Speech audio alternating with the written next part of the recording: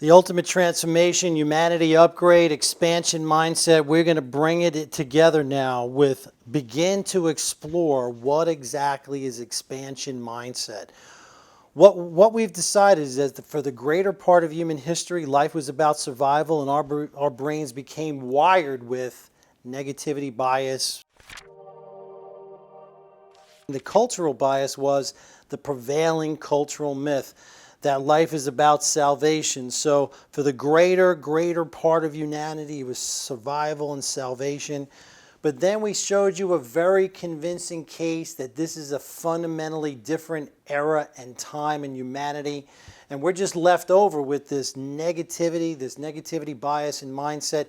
And that is promoted by the culture we're in daily. The news media is negative to positive 9 to 1. 90% of all news stories are negative.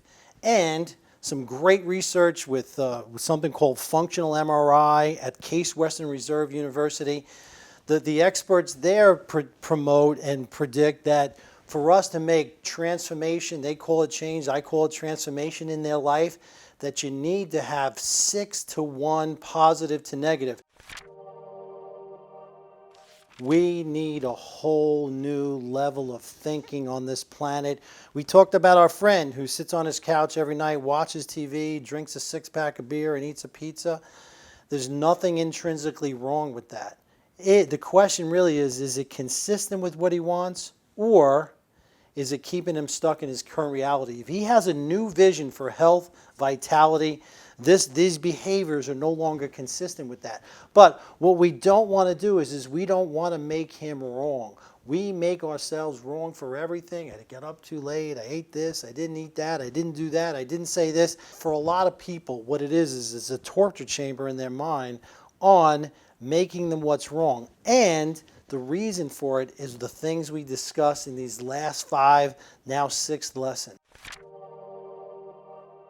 How do we institute expansion mindset in all the different areas of our life? The first and most important is relationships. One of the longest studies in psychiatry, psychology history is the Grant study, better known as the Harvard longitudinal study. And they tried to explore what makes people happy. Most people thought it was fame and fortune. But after almost 80 years of research, data, interviews, they found that what makes people happy, what fulfills people are relationships, healthy relationships. And loneliness, isolation is very stressful and kills. If you move away from loneliness, it'll just create more loneliness. Remember, you don't attract what you want, you attract what you are. What you want to do is you want to move towards what you want, not away from what you don't want. Moving away from loneliness will only create more loneliness. This is how people violate the law of attraction in their day-to-day life with these what's wrong sponsoring thoughts. Also, in a relationship, you want it to be a co-creative journey. For most people, for a lot of people, it's a codependent journey. And in all your human interactions, you want to give the impression of increase. You want to make people feel better having met you. People don't remember what you know or what you say. They remember how you make them feel. And you can make everyone feel better because you have this higher, more evolved understanding. You can give them the impression of increase. Hunter-gatherer phase of humanity, some people call this the golden era of humanity because we were in a sustainable relationship with planet Earth, and we need to recapture that. There is a way for us to do the sustainable relationship with planet Earth. What you want to do is you want to eat food that gives you energy, you want to think about thoughts that give you energy, and you want to identify with emotions that give you energy. And finally, we can coexist with this planet. It is not an impossible thing. DeWitt Jones said this, by celebrating what's right with the world, we can we have the energy to fix what's wrong. Let me say that again. By celebrating what's right with the world, that will give us the energy to fix what's wrong. This is the greatest era of change. We need to be prepared. What you need is you need multiple sources of income. What you want to do is you want to earn your income. You want to do what you love, earn your income from multiple sources.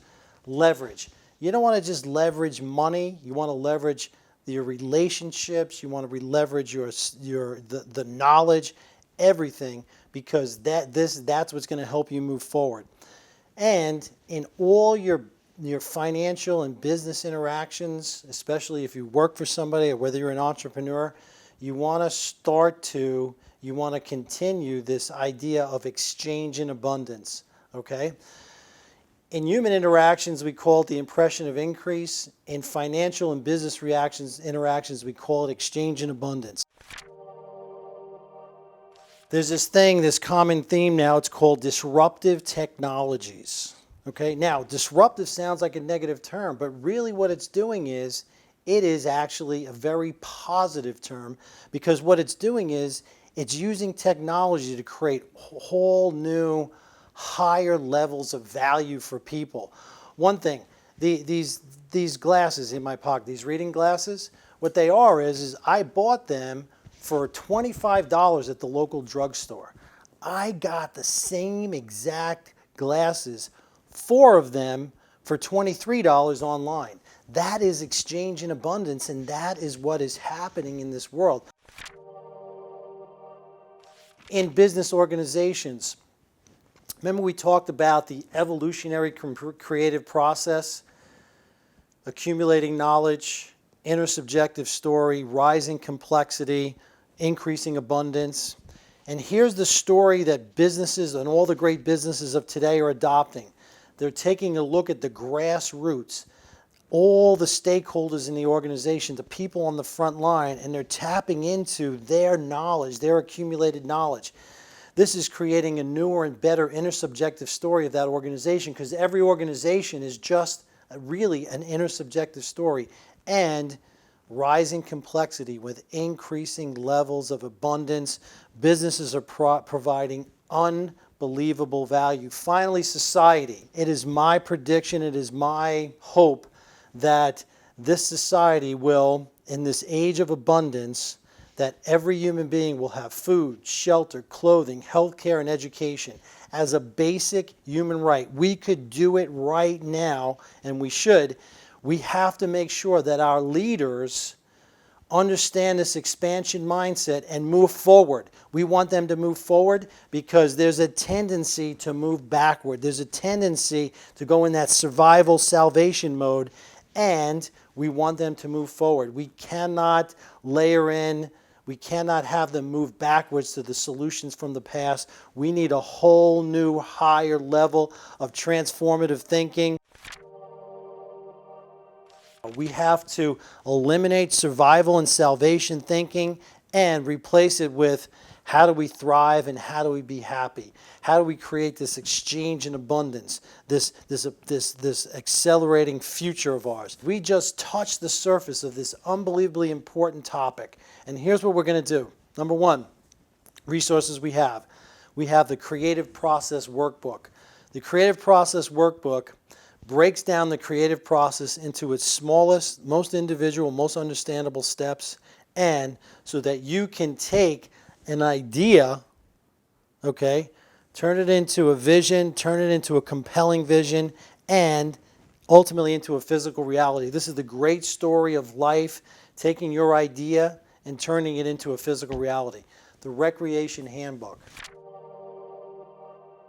We call it recreation because recreation is fun, but also the root of the word is to recreate yourself. In the Recreation Handbook, we have a predictable, quantifiable way for you to improve your mindfulness on a moment-to-moment basis.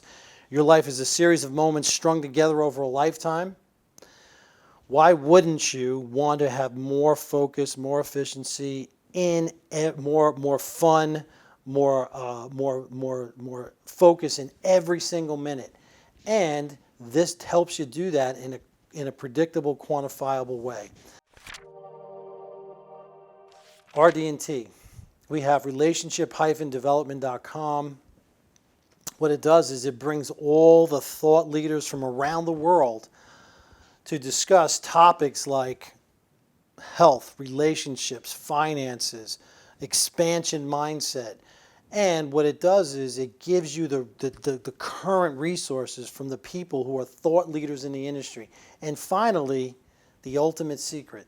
The ultimate secret, remember, we need to create a new story. We need to eliminate this old story of survival and salvation with a completely new story. And with the ultimate secret, better than anything out there, creates the context for a new story for you and a new inner subjective story for humanity. What I want to do is I want to leave you with this. This series of lessons is transformative in your life. I want you to begin your journey of transformation, and I want you to institute expansion mindset in your life, and I want to congratulate you for going on this journey of transformation with me.